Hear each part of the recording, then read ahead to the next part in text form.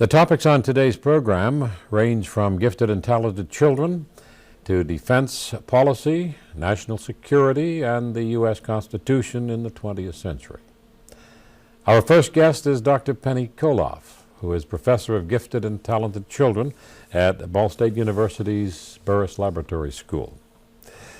Dr. Kolloff, how do we recognize them? By that I mean, is there more than intellectual ability to look for? I think when we hear the term gifted and talented children, we think about the child with the high IQ, kind of stereotyped gifted individual who is good at everything, who's smart in all the school subjects. But fortunately, we have an expanded definition of gifted operating at the federal and state levels. We include other areas. We include a specific academic ability, such as a high math ability or high verbal ability. We also recognize there are individuals who are extremely talented in creative thinking, the ability to come up with an unusual response to a question or to be very flexible and look at things from many different points of view. And of course, a fourth category would include the people who are talented in visual and performing arts, the gifted dancer, the gifted sculptor, musician. And a fifth category that we recognize is the individual who's gifted in the area of leadership. So those are the categories we are including when we use that general term, gifted and talented. More than just the high IQ. Yes. What kind of attention do these children deserve?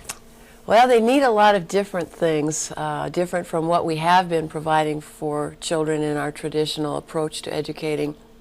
Gifted individuals need opportunities to go well beyond what the regular school curriculum provides.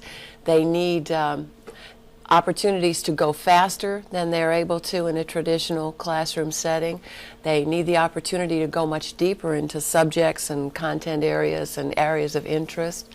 Another thing they really need is the opportunity to be with other kids like themselves, other gifted individuals, so they can share ideas with people who think the same way they do, who have same kinds of unusual ideas or approaches to a subject. Do they feel different? Many of them do. Many of them, we think they're gifted, they must know how they're different. Many of them know that they're different from other individuals, but they're not sure how or why. So that can cause some problems for children who sense that they are very unusual when placed in a typical classroom and need some help maybe to recognize that their abilities are different and that it's okay to be different in that way.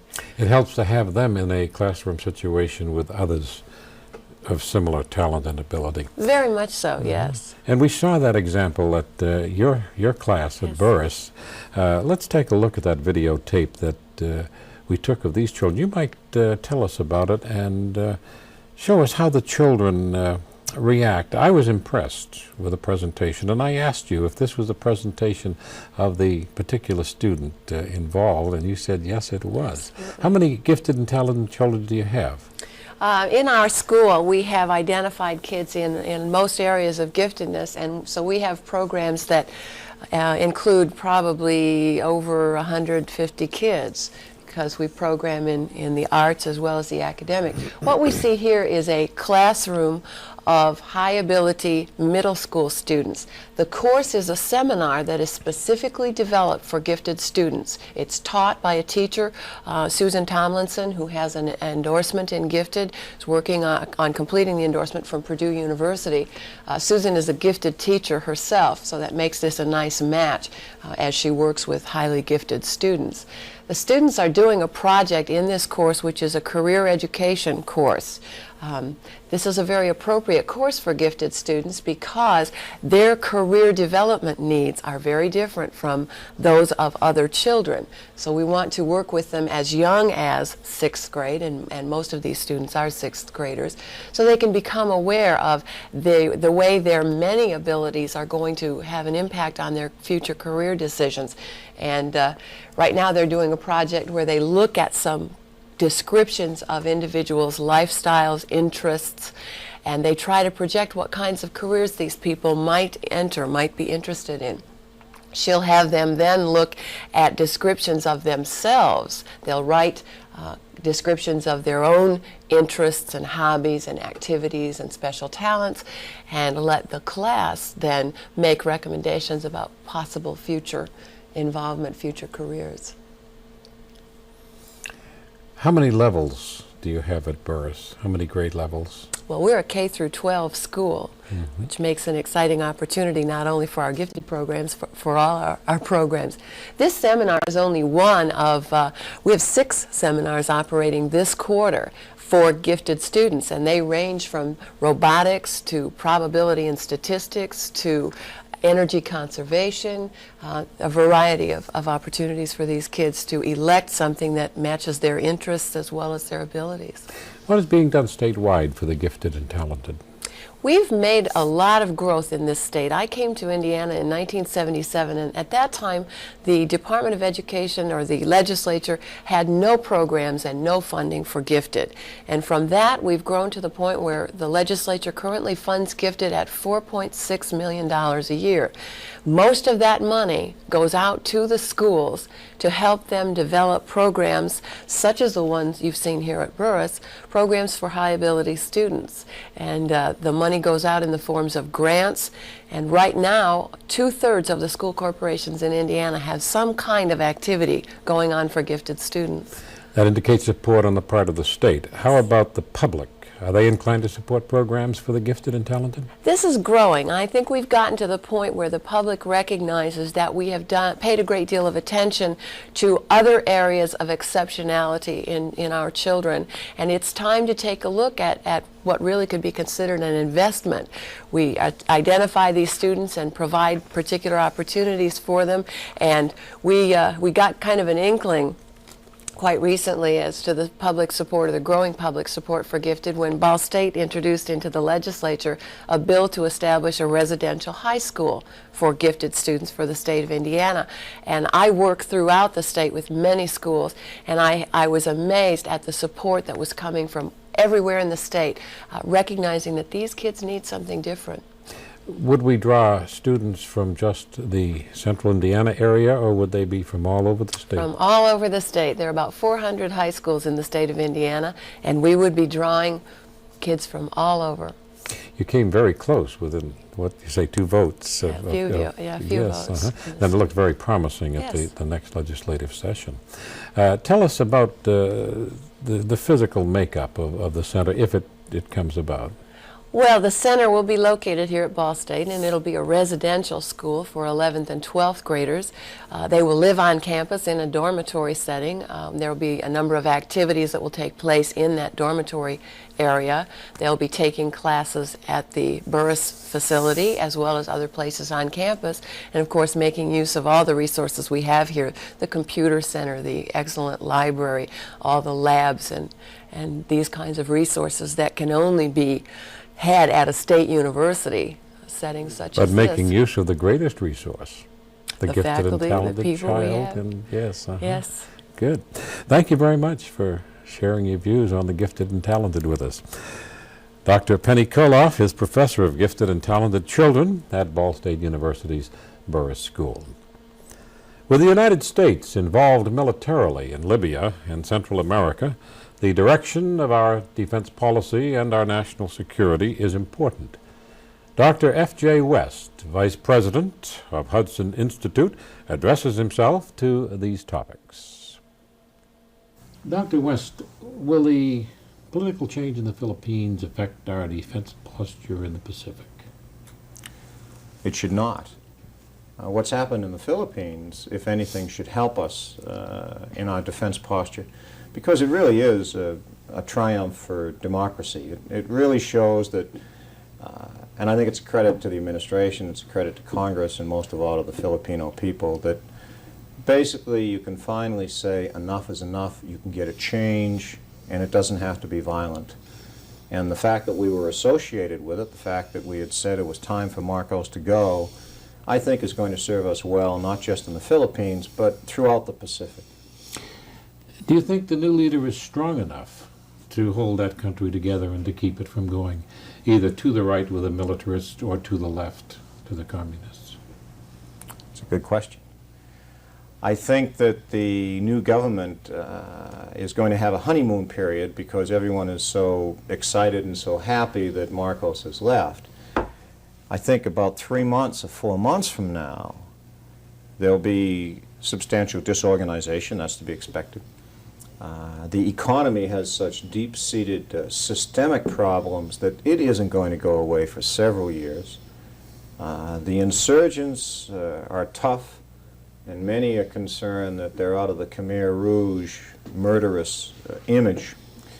So the government, the new government of the Philippines, is going to inherit all the problems that the Marcos government had, and what the new government has going for it is an image of being accepted by the people. But there's a difference between an image of being accepted and actually administering a country. So I wish them the best of luck, but they're going to need more than luck. It's going to be a trying time for them. The new government has offered political amnesty to both the communist element in the hills and to, I guess, anyone else, including Marcos's followers. Where do you think this puts the communists? In a position of strength? Or this is something that we would view with alarm, I'm sure. Oh, no, I don't think we would. I don't mean the action itself, but I meant if they gain strength by it. Well, if you read the manifestos of the insurgents, it's a hodgepodge of different Maoist doctrines, different doctrines from the Lao Dong Party in Vietnam.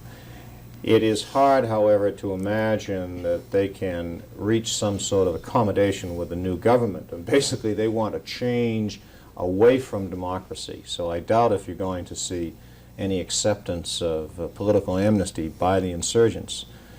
So I anticipate that that the war in the countryside will continue. Perhaps intensify? I don't know. I don't know. Regarding our bases at Clark Field and Subic Bay,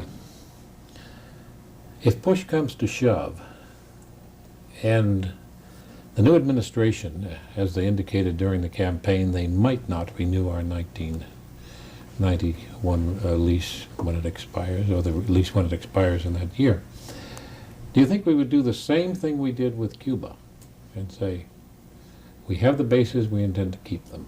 Would we do that in the Philippines? Well, that's a hypothetical question looking 5 years in the future. I think that the trends are all in the opposite direction. I would anticipate that we'd have those bases there through the end of this century.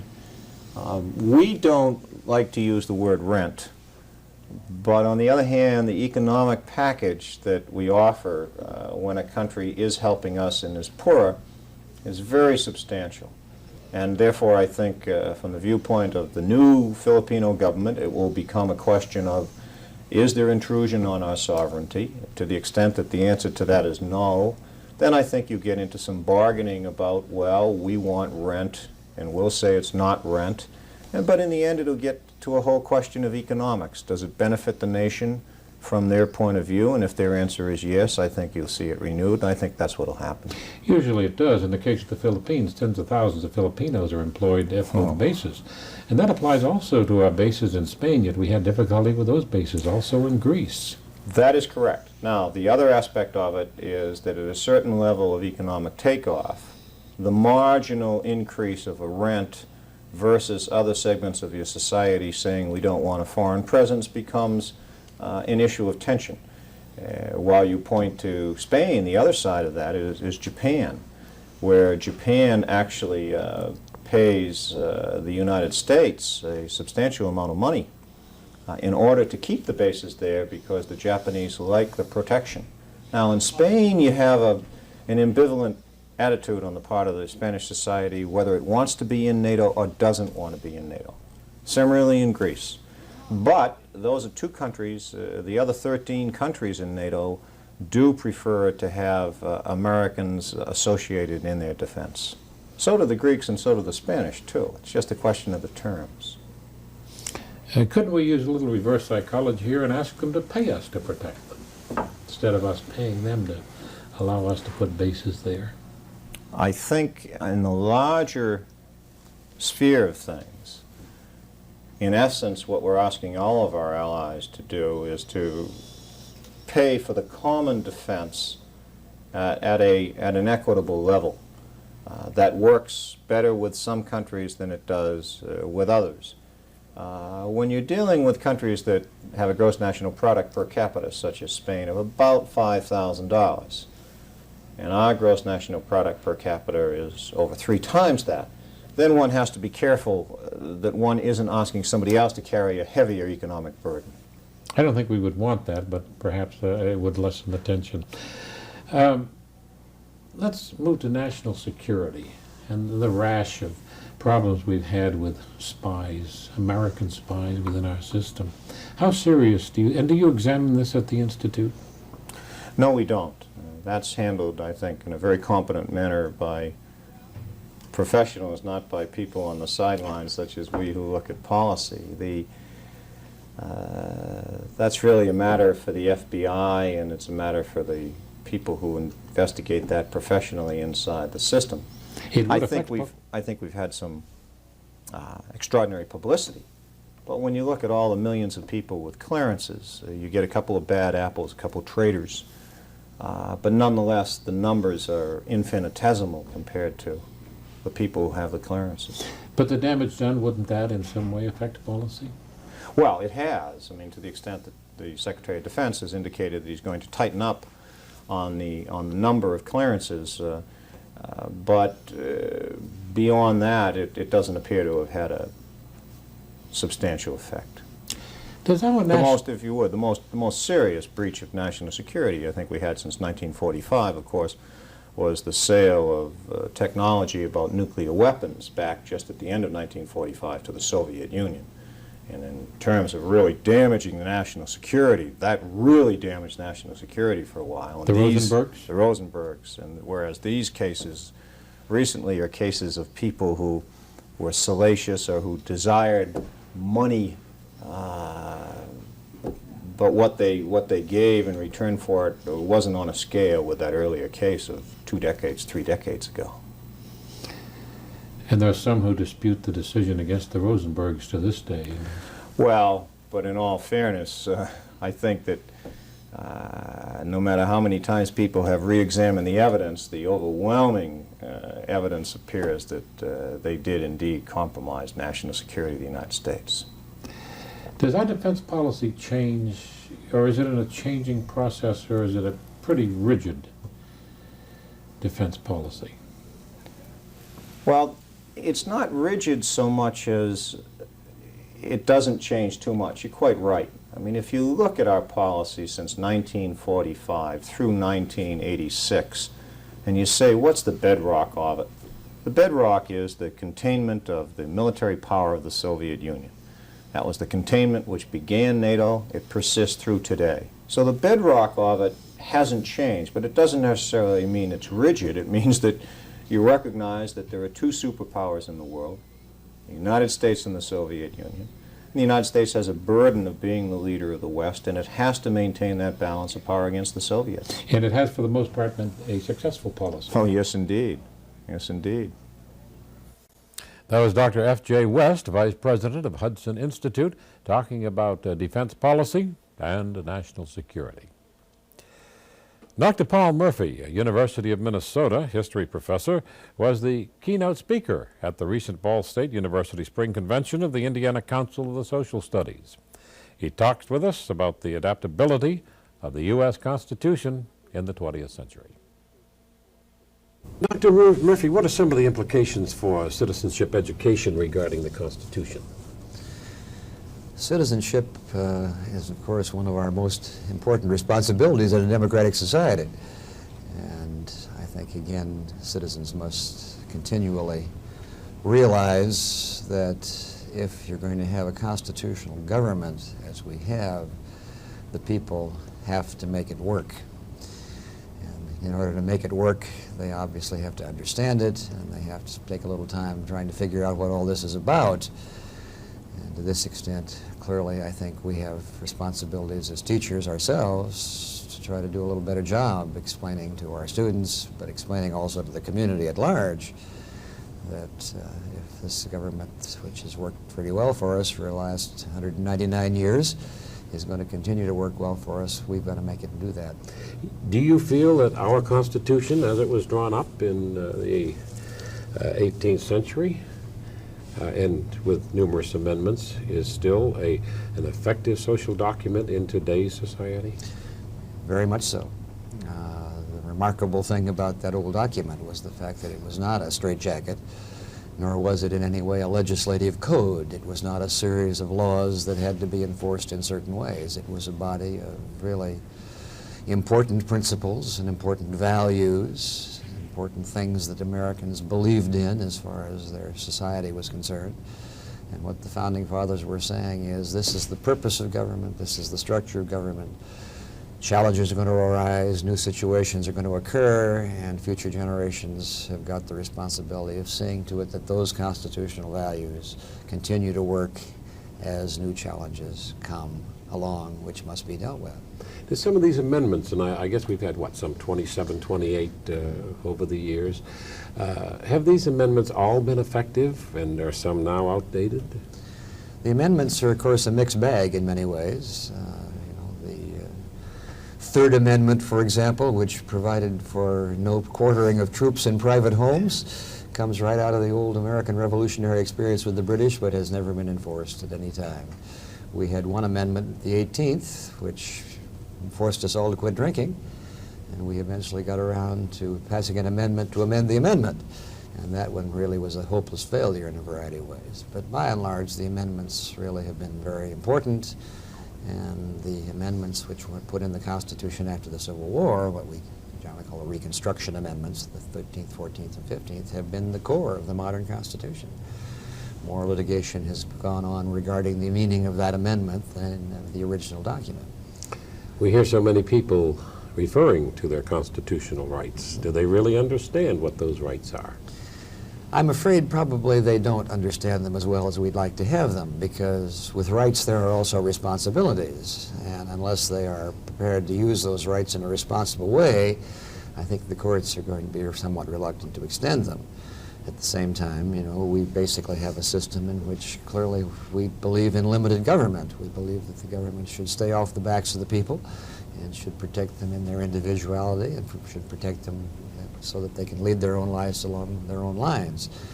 But if that is not happening, if the government is imposing upon them too much, if they are not getting what the Bill of Rights has guaranteed them, free speech and free press and fair trial, clearly they have a right and an obligation to speak up. The final arbiter, of course, is the Supreme Court. Final arbiter, I gather, is the Supreme Court, but the Supreme Court, as an old commentator once said many years ago, follows the election returns, and in many respects it does in both sense. It follows them in the sense of public opinion, and it follows them in the sense of changing the Constitution to meet general changing needs. So in some ways the people are the final arbiter, but the court, in terms of the meaning of the Constitution, is obviously the instrument that is supposed to find that meaning and explain it to it. Public opinion can influence the Supreme Court and the President and Congress, can it not? It certainly can, and it's interesting, I think. My students have so much trouble understanding how an appointive body of 9 justices in Washington who are appointed for life and really never see the public, how you can say the public opinion affects them. But I think they fail to realize, of course, that every case that comes into the Supreme Court is a matter of public policy, that every case that comes into the Supreme Court has passionate advocates who are urging the court to do one thing or another, and the court, while it does not obviously respond to the noisiest group, at the same time is perfectly well aware that that particular case represents public views and public desires, and does certainly factor that into its behavior. Do we have any pending amendments that have a chance of being passed? The current suggestion for a balanced budget amendment, I tend to think, is more a political statement and a political posturing than it is a serious possibility, although it has been introduced. There is a pending amendment regarding the District of Columbia in terms of the possible statehood for the district. Does it have support? It has received the ratification of 20-some states, but has not been able to get much beyond this. And again, I think there is obviously a variety of political considerations that is blocking that amendment as well. There is, as you know only too well, a movement currently to call a new constitutional convention, to amend the Constitution. And 30-plus states have actually agreed that a new constitutional convention should be brought together. Whether that one will ever really see the light of day again is another interesting Would that question. change our basic Constitution? It could. It could. The original Constitutional Convention, of course, was appointed by the original Congress to amend the Articles of Confederation, and they immediately just disregarded their charge and wrote a new Constitution. And I suppose a modern Constitutional Convention could do the same thing. I think there would be wide public protest if they went too far with that, but it is certainly possible for them to do that. Are other governments, do other governments base their law on Constitution drawn after the American? There are a great many nations throughout the world that have copied the American Constitution, and as a matter of fact, in many ways, the constitutions of most modern countries have been really a product of the post-World War II period. They don't go back to our original Constitution, they go to our modern Constitution. But yes, we have been a model for a variety of countries. However, what you cannot export, of course, is the spirit and the feeling and the reverence and the acceptance of constitutionalism, if you will. And unless you can put that into the new Constitution, which you write for Nigeria or for a Latin American country or for an Asian country, the Constitution does not enforce itself. You mentioned that the Constitution is serving and is a very adaptable document. What makes it so? How does it continue to serve in this way? I think the fact that the fathers, they were all male, wrote a document which was to a large extent ambiguous, which set up a structure, which set up procedures and processes, but which did not give answers to all the questions of the time, and also left a variety of the terms so that later people could interpret them to fit new circumstances, is what basically has made the document so vital and so much a living document. And it will continue to be that. Oh, I certainly think so. The Supreme Court, every time it rules, does in some ways revitalize or at least give meaning to and form to and impact to the Constitution. And as long as we are prepared to comply with the rulings of the court and the rulings of Congress in the constitutional area, yes, it's going to be another document for another 100 years.